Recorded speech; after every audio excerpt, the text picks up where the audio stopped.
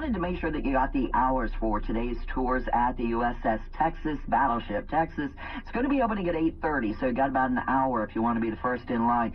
Hours today are 8:30 through 5:30, and this is going to be your last chance. The Foundation opened it up for the 4th of July weekend, but no telling how long before you get to see it again, so take advantage of this opportunity.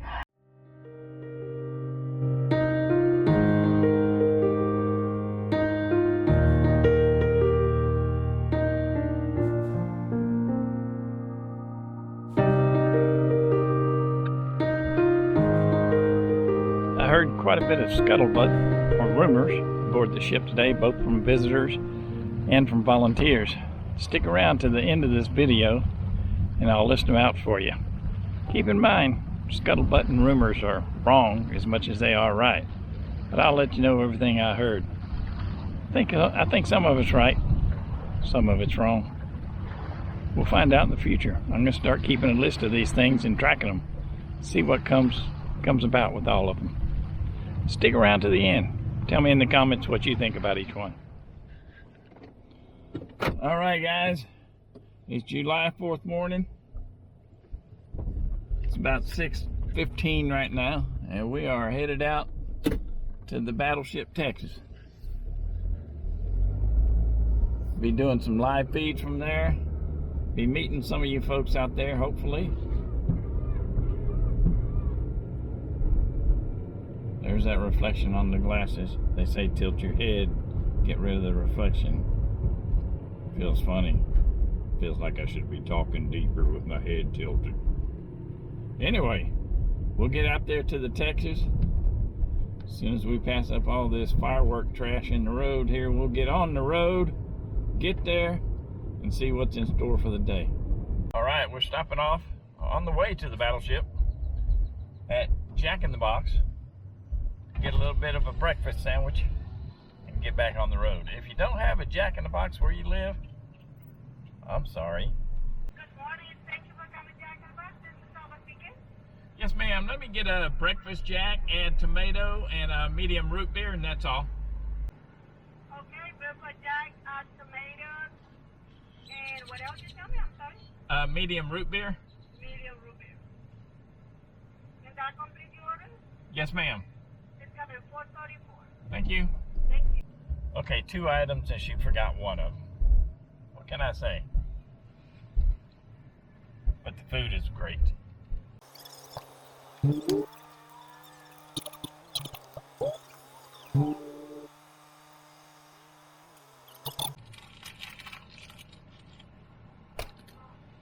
Yep, that's right. That's where I keep my trash. At least to the end of the day.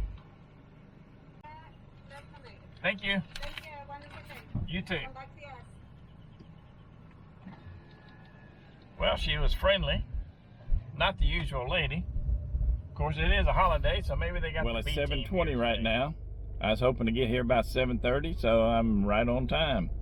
Looks like there's one vehicle already in line, waiting to get in. And we're going to go pull in right behind this fella. I was hoping to be the first in line. But second ain't bad, I guess. Then again, if you listen to Dale Earnhardt Sr., second is just the first loser. Anyway, let's go get in line. Right, we're going to pull up right behind this fella here, claim our place in line, and wait for the gate guy. Maybe they're going to unlock it now.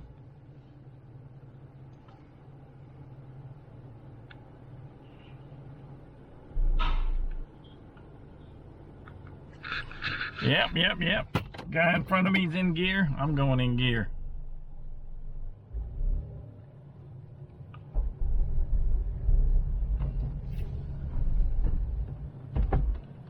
Go ahead.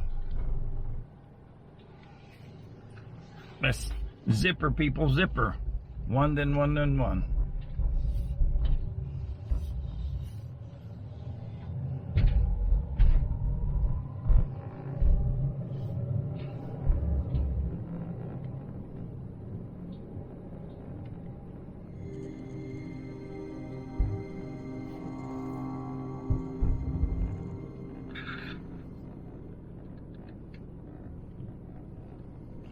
feel like I'm in an election voting area with all these temporary signs.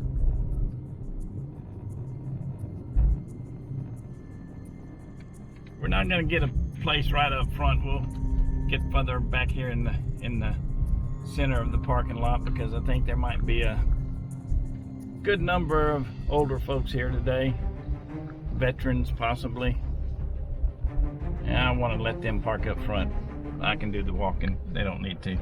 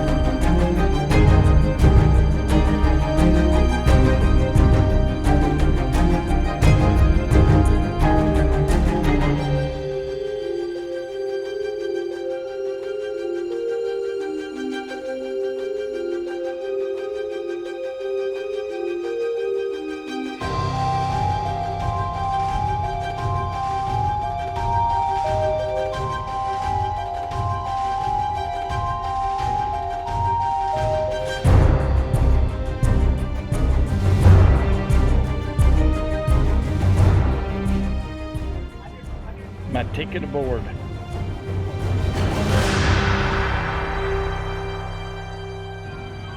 I've had a good number of people ask me about these supports. So here's a closer look at them.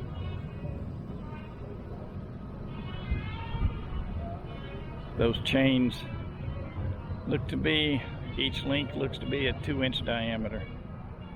Here's a look of these supports from the top deck.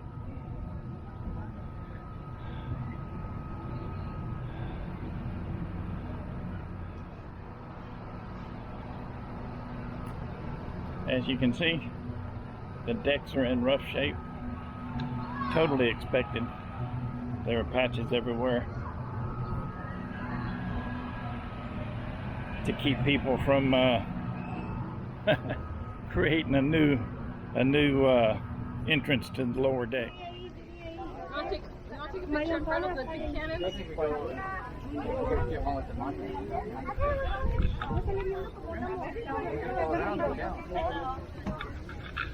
¿Quieren meterse adentro en la escalerita donde había una fila? Ahí.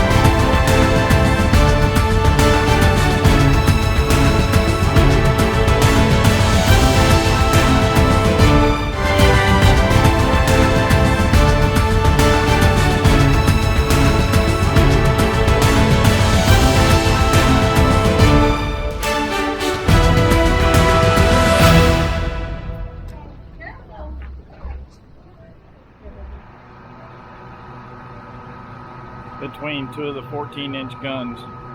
Let's go look down the barrel of one.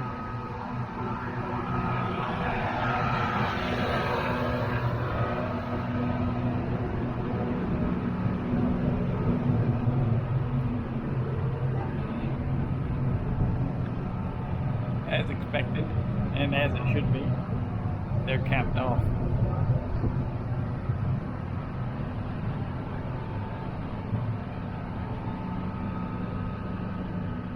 Give you a comparison with my hand up there.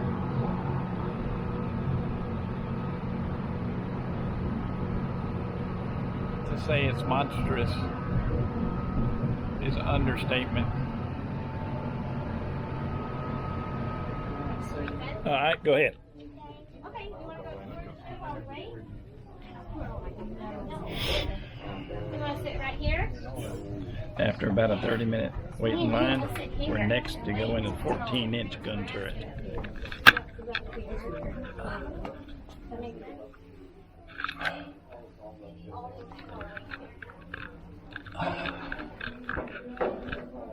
Okay. Not much up in there. Can't get too much.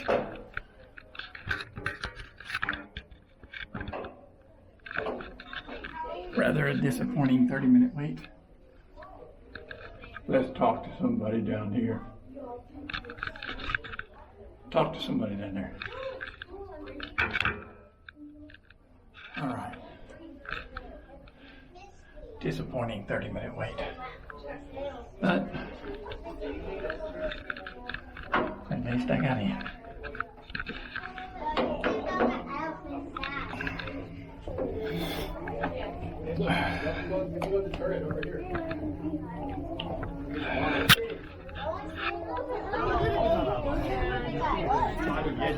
It's kind of disappointing. Just came out of the 14-inch gun turret, which was extremely disappointing. It was all blocked off. You could stick your head up in the hatch and look around a little bit, as you can see. I was really hoping to be able to get up next to the gun, but it is what it is. At least we were able to stick our heads in there.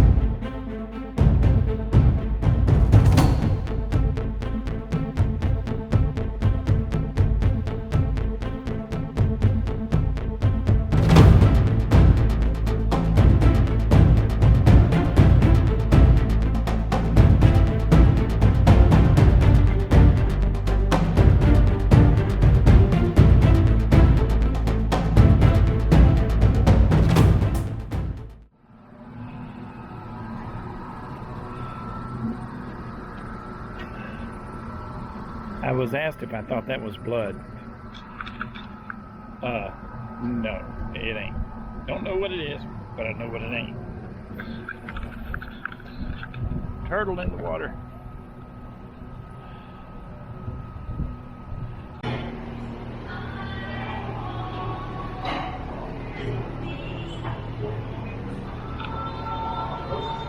Powder supply for these weapons.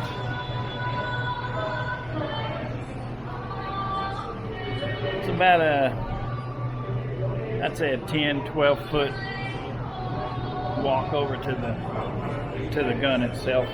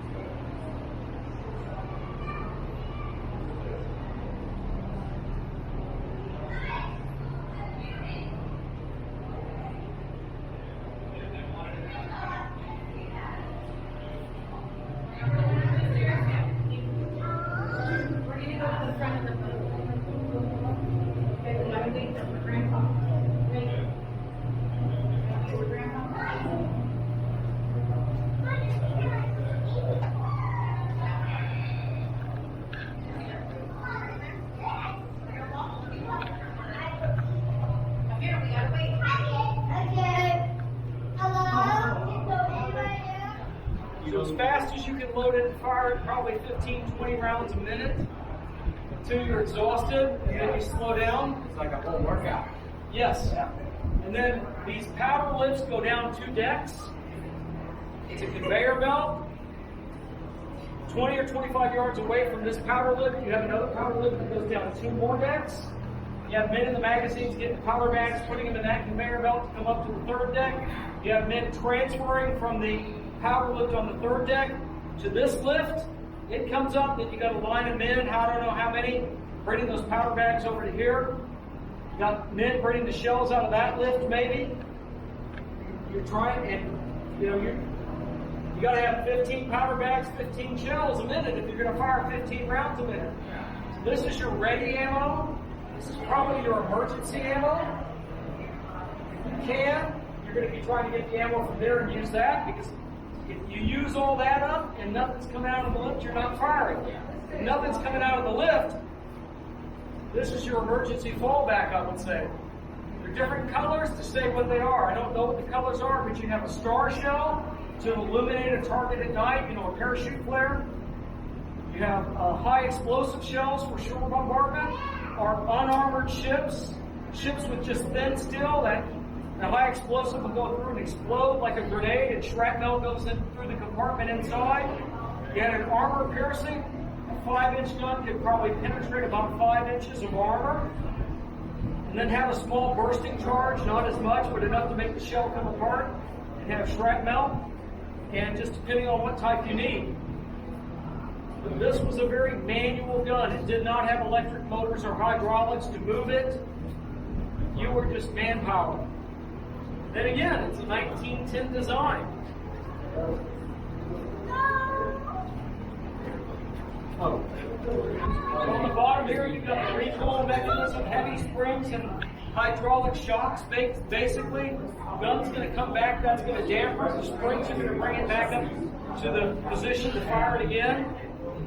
And just as fast as you can load and fire.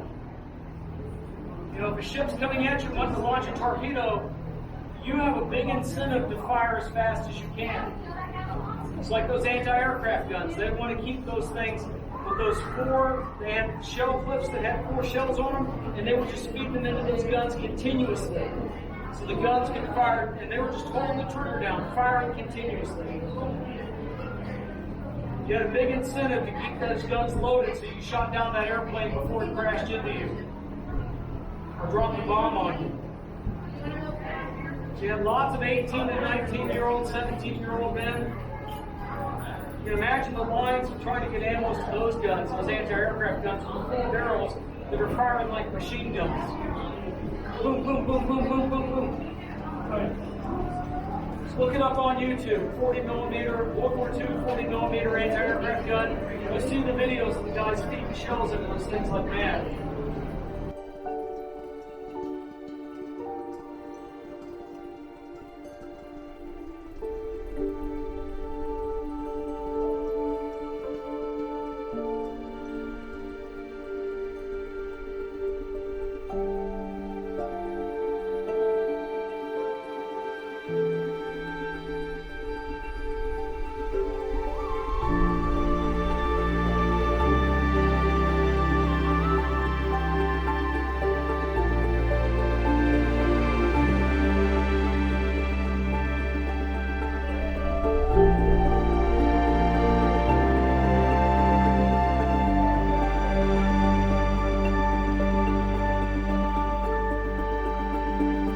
We'll get inside there in a minute. It's a very popular place.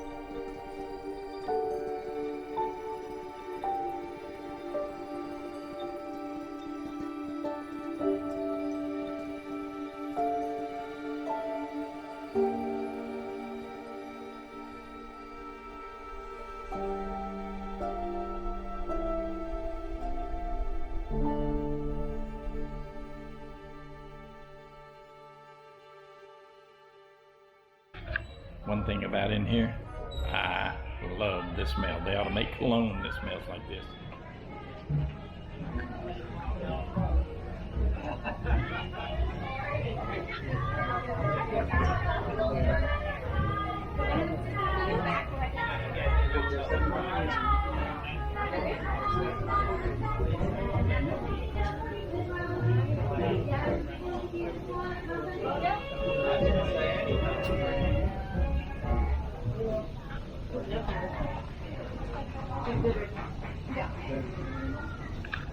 Son of a... These are steep.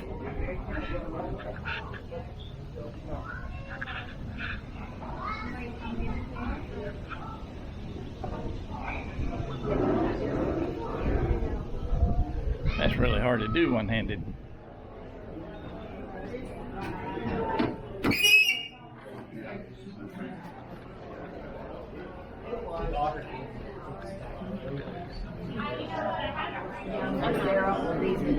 I figured you want to go to the kind of fire. There's Hershey, M&M. It looks like butter. This is an SOS.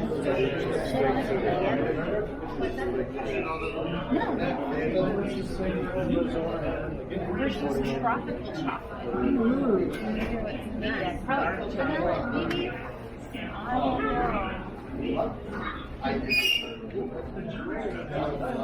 Green ice. It's on the yeah.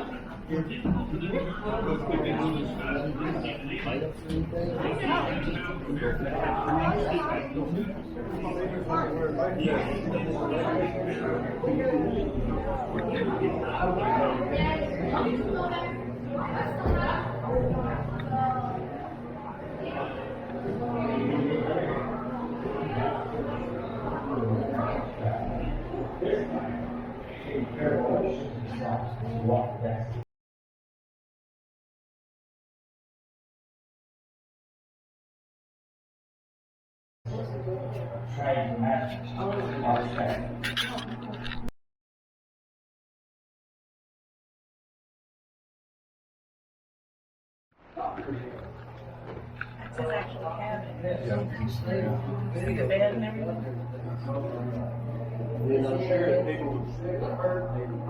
I thought I heard him talking earlier. He was. He is. Now Yeah. he's reading.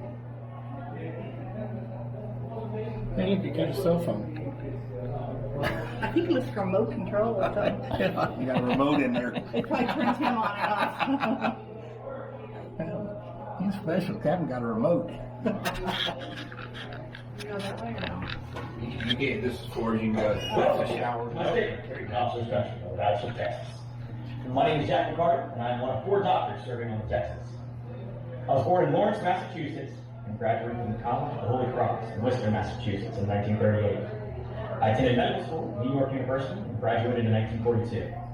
When I finished my residency, I joined the Navy and was assigned to the Texas in July 1943.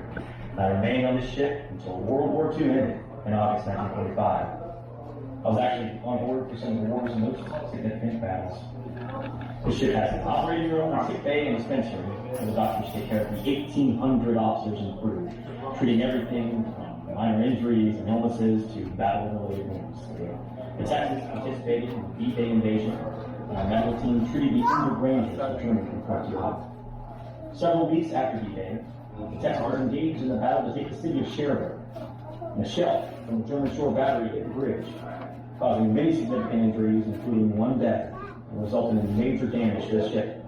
The medical corps worked to stabilize the severely wounded so that they could be transferred to ships returning from England. And after going to Portsmouth for repairs, the Texas joined the invasion of southern France. Before being ordered to the Pacific, the ship went through extensive training to be ready for kamikaze attacks. When the Texas returned to action, she participated in key Pacific battles, including Iwo Jima and Okinawa. Unlike many other ships, the Texas was spared any direct hits from the kamikazes, largely the result of Captain Baker keeping the crew at general quarters for days on end. It has been an honor and a privilege to serve on the Texas.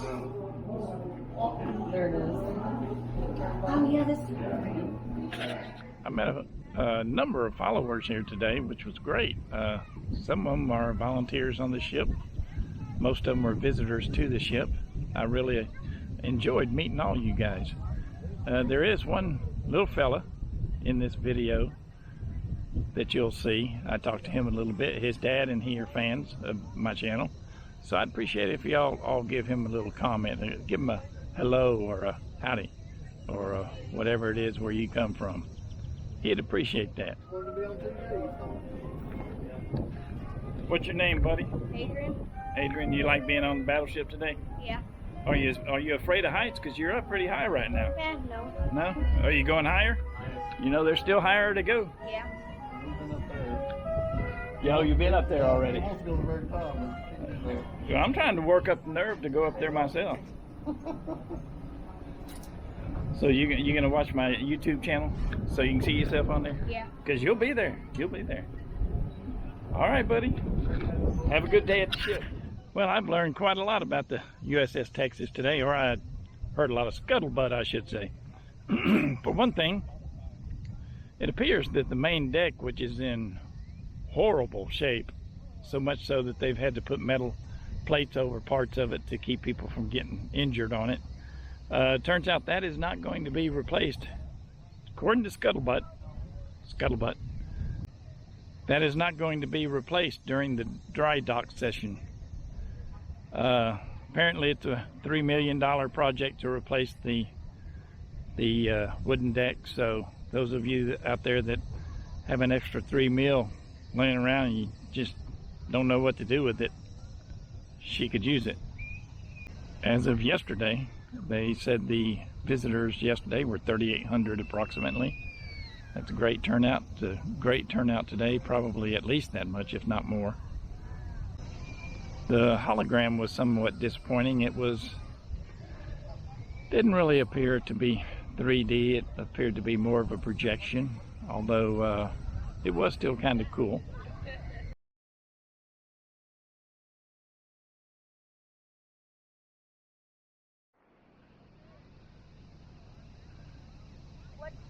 I'm about to wrap it up, head on out. There's not going to be any fireworks. Wah, boo-hoo, dang it. There should be, but there's not. So for right now, hope you enjoyed the video. It's been really hot, but at least we didn't get the rain that was predicted. It's been a Jeep, a drone, and an old man. We'll be seeing you next time.